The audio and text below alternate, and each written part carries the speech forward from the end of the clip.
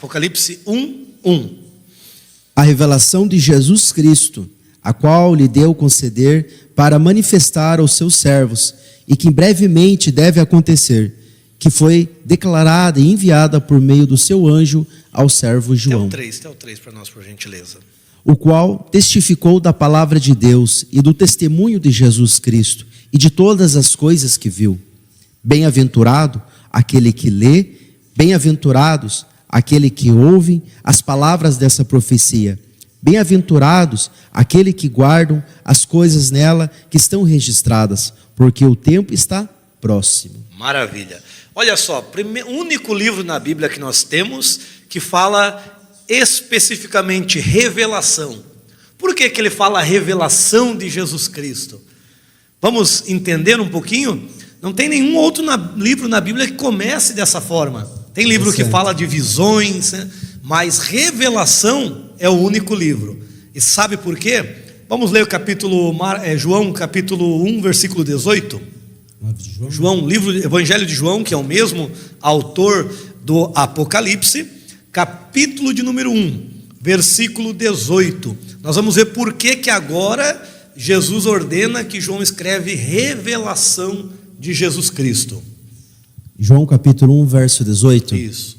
Porque ninguém jamais viu a Deus, mas o Filho unigênito, que está no seio do Pai, este o deu a conhecer. Olha que interessante. Então, por um tempo, nós vamos aprender que essa é uma das chaves para interpretar o Apocalipse. Por um tempo, dentro da eternidade, dentro do mover de Deus, Jesus estava oculto, Jesus estava escondido. Jesus era um mistério que estava oculto em Deus.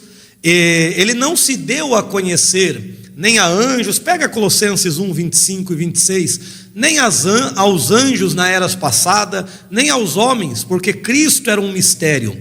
Cristo era um mistério escondido que se apresentou como anjo do Senhor, como capitão dos exércitos de Deus, como a nuvem, né?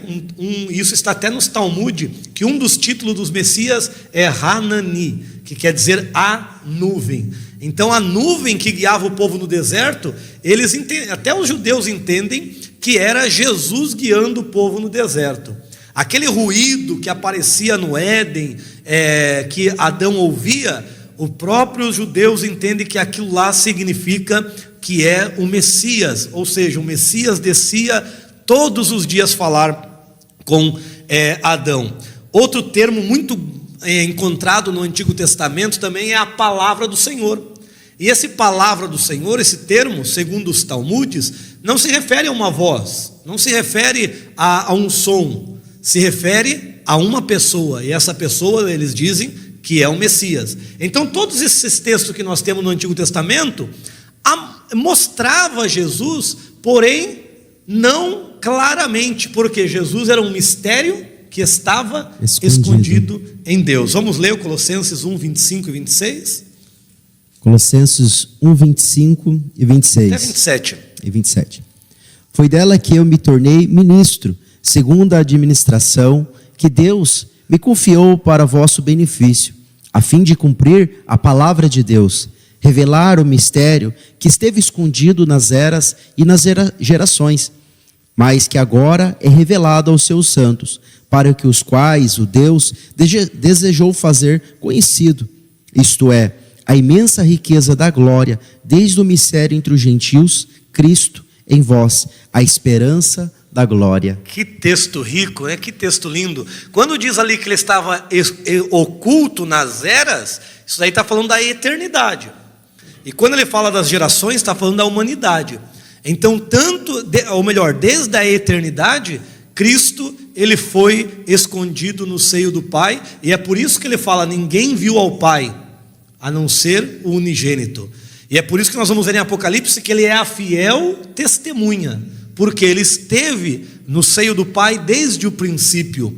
E olha que texto maravilhoso, Cristo em nós, a esperança da glória. Isso é uma riqueza muito grande, né?